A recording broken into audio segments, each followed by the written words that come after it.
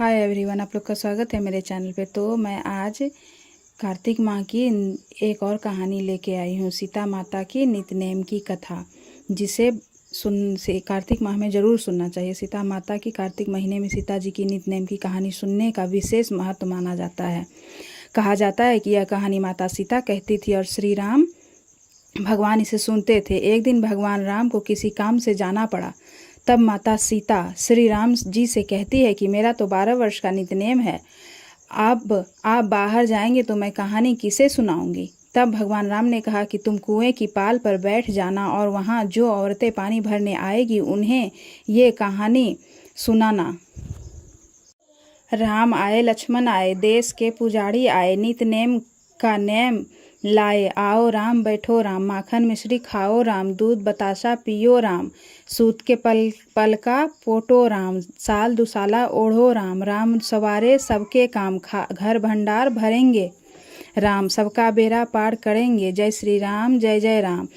माता सीता भगवान श्री राम को यही कहानी सुनाती थी। जब भगवान श्री राम को किसी काम से बाहर जाना पड़ा तो राम जी के कहे अनुसार माता सीता अपनी कहानी सुनाने के लिए कुएं की पाल पर जाकर बैठ गई।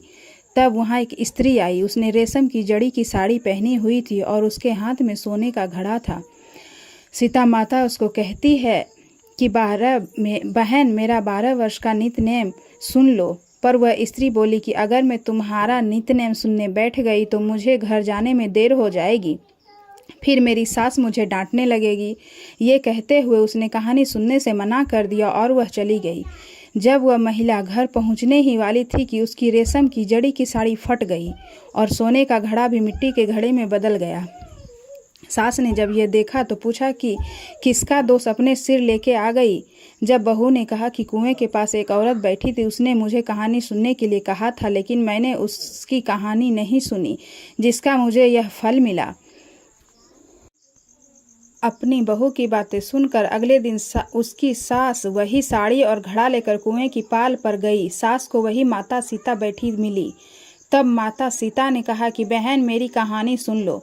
सास बोली कि एक बार नहीं, मैं तो 4 बार कहानी सुन लूंगी। राम आए, लक्ष्मण आए, देश के पुजारी आए, नितनेम की नेम लाए, आओ राम बैठो राम, तपी रसोई जियो राम, माखन मिश्री खाओ राम, जय राम जय जय राम जय राम। यह सास ये कहानी सुनकर बोली कि बहन तुम्हारी कहानी बहुत अच्छी लगी। इतना कहकर सास घर चली गई और उसकी साड़ी फिर से रेशम जड़ी की बन गई। वही मिट्टी का घड़ा फिर सोने के घड़े में बदल गया। जब बहू ने ये देखा तो कहने लगी, सासू माँ आपने यह सब कैसे किया। सास ने कहा कि बहू तू दोष लगा के आई थी और मैं उस दोष कर उतार कर आ रही हूँ। जब बहू ने पूछा कि वह कुएं वाली स्त्री कौन है, सास बोली वह माता सीता है जो पुराने से नया कर देती है, खाली घर में भंडार भर देती है। वह लक्ष्मी जी का वास घर में कर देती है, आदमी की सभी इच्छाएं पूरी करती है। तब बहू बोली कि वो कहानी मुझे भी सुना दो। सास बोली कि ठीक है, तुम भी सुनो ये कहानी। राम आए, लक्ष्मण आए, देश के पुजारी आए, नितनेम की नेम लाए, आओ राम बैठो राम। इस तरह से सास ने भी बहू को पूरी कहानी सुना दी।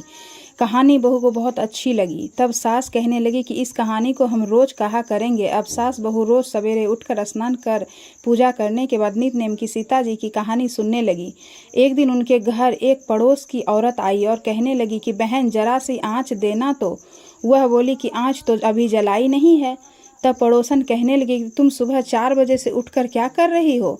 फिर तब सास बहू ने बताया कि हम सुबह उठकर पूजा करते हैं, फिर सीता माता की नितनेम की कहानी कहते हैं। पड़ोसन ने पूछा कि सीता माता की नितनेम की कहानी से तुम्हें क्या मिला। तब वे बोली कि इस कहानी को सुनने से सीता माता सबके भंडारे भर देती है। इसके बाद पड़ोसन ने भी यह कहानी सुनने की इच्छा जताई। वह बोली कि ठीक है, तुम भी यह कहानी सुन लो। राम आए, लक्ष्मण आए, देश के पुजारी आए, नितनेम का नेम लाए, आओ राम बैठो राम। इस तरह से सास बहू ने अपनी पड़ोसन को भी पूरा कहानी सुना दी। कहानी सुनने के बाद पड़ोसन कहने लगी कहानी तो बहुत ही अच्छी है। अब वह पड़ोसन भी नितनेम सीता माता की कहानी कहने लगी। इस कहानी को कहने से पड़ोसन के घर में भी अन्न धन के भंडार भर गए। हे सीता माता, जैसे आपने उनके भंडारे भरे वैसे ही आप हमारे भी भंडारे भरो। आप लोगों को कहानी कैसे लगी आप लोग ज़रूर बताइएगा कमेंट में, और मेरी वीडियो को लाइक ज़रूर करिएगा। माता सीता की जय। जय श्री राम।